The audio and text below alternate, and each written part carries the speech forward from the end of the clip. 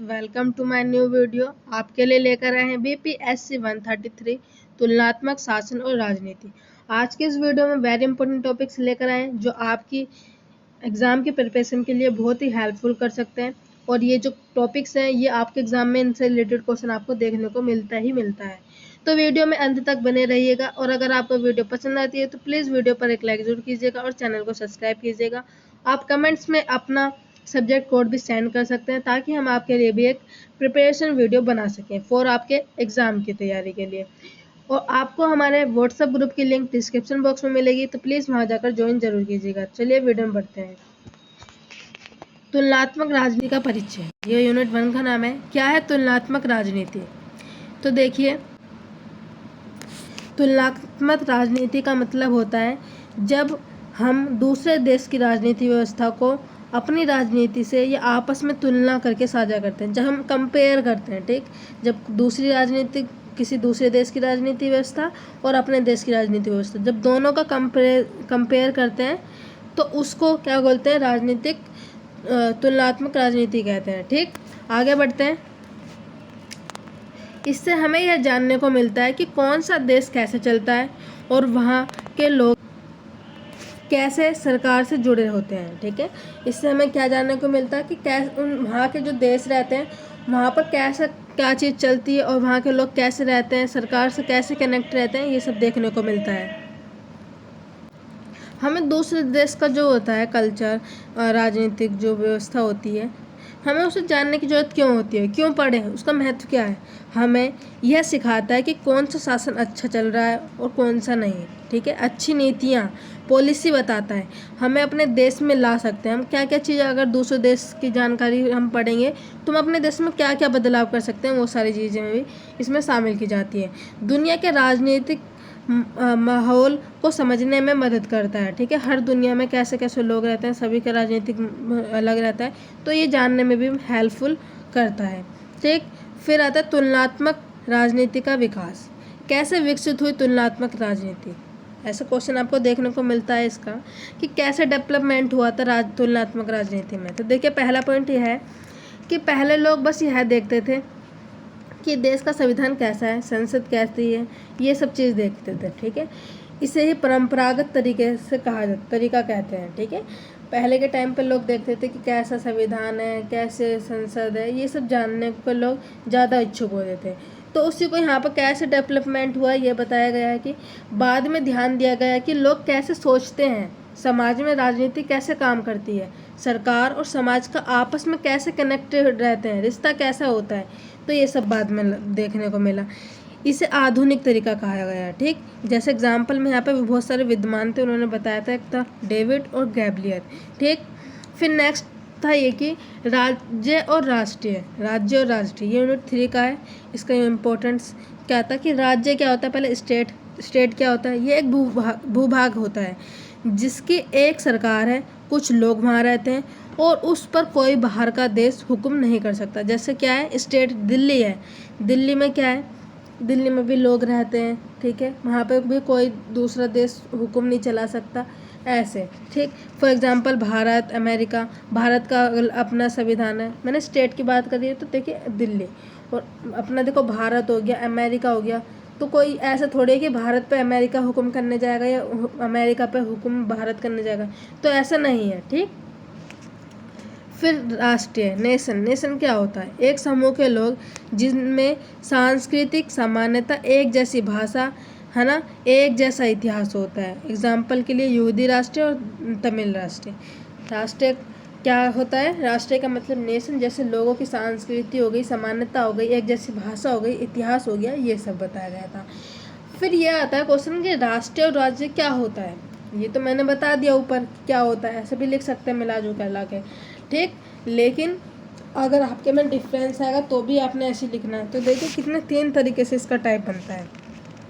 जब राष्ट्रीय और राज्य दोनों एक जैसे हो जाएं, यानी एक ही भूभाग के लोग एक ही संस्कृति को माने।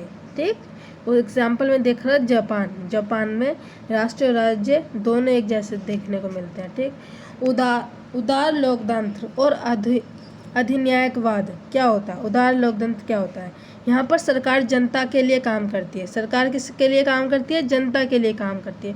जनता को चुनाव में वोट देने का अधिकार होता है, ठीक। बोलने की, लिखने की, धर्म मानने की स्वतंत्रता होती है। सबको अपना इंडिपेंडेंस होता है। एग्जाम्पल में देखा भारत और अमेरिका।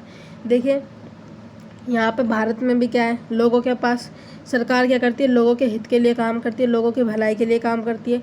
लोग अपना वोट देते हैं, अधिकार होता है उनके पास। उनको कोई भी धर्म अपनाने का, कैसे भी बोलने का, लिखने का, बोलने का, धर्म स्वतंत्रता होती है, इंडिपेंडेंस है वो, ठीक। फिर आता है कि अधिन्यायवाद क्या होता है।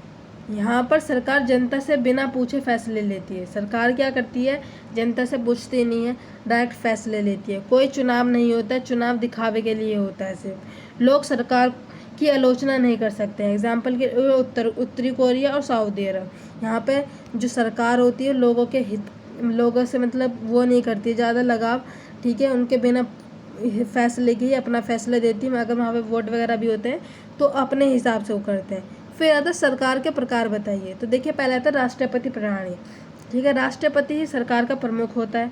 राष्ट्रपति और संसद अलग अलग चुने जाते हैं, ठीक है। एग्जाम्पल में रखा है अमेरिका। फिर आता है संसदीय प्रणाली, पार्लियामेंट्री। तो देखिए इसमें क्या था, संसद के सदस्य प्रधानमंत्री को चुनते हैं, है ना। प्रधानमंत्री सरकार चलाता है, संसद से सरकार जुड़ी होती है। एग्जाम्पल के लिए दे रखा भारत और ब्रिटेन। ये इजी भाषा में लेकर आए तो आपको समझ में आ रहा होगा, ज़्यादा डिटेल में हमें बताने की जरूरत भी नहीं पड़ेगी। मिश्रित प्रणाली क्या होता है, राष्ट्रपति और प्रधानमंत्री दोनों मिलकर जो काम का बंटवारा करते हैं, ठीक, उसे बोलते हैं मिश्रित। एग्जाम्पल में फ्रांस। राजनीति, सांस्कृतिक और राजनीतिक समाजीकरण में डिफरेंस बताइए। ये क्वेश्चन आपके एग्जाम में देखने को मिला है कि राजनीतिक संस्कृति क्या होती है और राजनीतिक समाजीकरण क्या होता है। तो पहले पढ़ते हैं राजनीतिक संस्कृति क्या होती है। किसी देश के लोग के राजनीति को लेकर विचार, व्यवहार और परंपराएं। किसी भी देश हो गया, कोई से भी देश के जो लोग होते हैं, किसी देश के लोग राजनीति को लेकर अपने विचार व्यक्त करते हैं, अपने व्यवहार और परंपराएं बताते हैं। जैसे लोग राजनीति में भाग लेते हैं या नहीं, सरकार पर भरोसा करते हैं या नहीं, तो ऐसी बात होती है वहाँ पर। फिर आता है राजनीतिक समाजीकरण। यह वह प्रक्रिया होती है जिससे लोग राजनीति से जुड़े बातें सीखते हैं, ठीक। क्या होता है राजनीतिक समाजीकरण में, क्या होता है, लोग राजनीति से जुड़ी बातों को सीखते हैं। परिवार, स्कूल, मीडिया, दोस्तों से, लोगों से वह सीखते हैं सरकार क्या है, नागरिकों के लिए क्या अधिकार किए गए, तो ये सारी चीज़ें जानते हैं। फिर आता है चुनाव प्रणाली। चुनाव प्रणाली क्या होती है, यह तय करती है कि चुनाव में कौन जीतेगा और कैसे जीतेगा। प्रमुख चुनाव प्रणाली क्या होती है, इसमें बहुसंख्यक प्रणाली। पहले क्या होता है, किसके पास सबसे ज़्यादा वोट हो वह जीतता है, ठीक है। मतदाता में क्या देखते हैं, जिसके पास सबसे ज़्यादा वोट होंगे, जिसको जनता ने ज़्यादा वोट देगा वह जीतेगा। एग्जाम्पल में जैसे भारत में लोकसभा के चुनाव होते हैं, ऐसा एग्जाम्पल दे रखा है वैसे ही, ठीक है। अनुपातिक प्रतिनिधित्व, पार्टी को जितने प्रतिशत वोट मिले हैं उतनी ही सीट मिलती है। एग्जाम्पल में नीदरलैंड। राजनीतिक दल और दल प्रणाली में क्या अंतर होता है। तो देखिए राजनीतिक दल एक समूह जो सरकार बनाने और चलाने के लिए चुनाव लड़ता है, ठीक। एक समूह जो सरकार को चलाने और उसे बनाने, चुनाव लड़ने के लिए क्या करता है, लड़ाई करता है, उसको राजनीतिक दल के एग्जाम्पल में लिया गया। जैसे भारत में कांग्रेस और भाजपा हो गया, ठीक है। एग्जाम्पल दे रखा है ये, जैसे यहाँ के पार्टियाँ हैं। और दल प्रणाली के प्रकार बताइए। तो एक दलीय प्रणाली, वन पार्टी सिस्टम, सिर्फ एक पार्टी होती है। एग्जाम्पल में चीन दे रखा है। द्विदलीय प्रणाली में क्या होता है, द्विदलीय प्रणाली में 2 पार्टी सिस्टम होता है, मुख्य रूप से 2 पार्टियाँ होती हैं। फिर बहुदलीय में मल्टीपल पार्टी सिस्टम होते हैं, बहुत सारी पार्टियाँ होती हैं, जैसे भारत में बहुत सारी पार्टी होती हैं। फिर आता है ब्यूरोक्रेसी और शासन में क्या अंतर होता है। ब्यूरोक्रेसी का मतलब क्या होता है, देखिए सरकार के ऐसे नियमित कर्मचारी जैसे IAS, PCS जो सरकार की योजनाओं को लागू करते हैं, ठीक है। सरकार के ऐसे कर्मचारी जो सरकार की योजनाओं को लागू करते हैं। अब ब्यूरोक्रेसी की भूमिका बताइए। तो देखिए सरकारी नीतियों को लागू करना, कानून का पालन करना, प्रशासन को सही तरीके से चलाना, ठीक, ये सारे संबंध होते हैं। फिर नेक्स्ट है कि वैश्वीकरण और तुलनात्मक राजनीति में क्या अंतर होता है। वैश्वीकरण क्या है, पहले तो देखिए दुनिया के देश, लोग, बाजार और सरकार आपस में ज़्यादा से ज़्यादा जुड़ रहे हैं, ठीक है। यही एक वैश्वीकरण का एक उपाय दिया गया है, जो कनेक्टिविटी बताई गई है। व्यापार, सूचना, संस्कृति सब तेज़ी से एक दूसरे से जुड़ रहे हैं, कनेक्टेड हो रहे हैं। वैश्वीकरण के प्रभाव बताइए। तो पहले अर्थव्यवस्था, दुनिया भर में एक दूसरे के साथ व्यापार बढ़ रहा है। संस्कृति, एक दूसरे की संस्कृति दूसरे देश तक पहुंच रही है। राजनीति, सरकार को मिलकर काम करना पड़ता है। अंतर्राष्ट्रीय संगठन जैसे यूएन हो गया, इनका भी महत्व ज़्यादातर देखने को मिलता है। निष्कर्ष पूरी बुक में क्या बताया गया? तो देखिए, तुलनात्मक राजनीति हमें ये सिखाती है कि कैसे अलग अलग देश अपनी सरकार चलाते हैं। इससे हम अपने देशों की राजनीति में कैसे सुधार ला सकते हैं ये भी बताती है। हमें यह भी समझ में आता है कि किन देशों में कौन सी चीज़, चुनाव प्रणाली, शासन का तरीका और राजनीतिक संस्कृति कैसी है, ये भी देखने को मिलती है। आज के समय में वैश्वीकरण के कारण दुनिया में राजनीति और सरकार आपस में जुड़ रही है।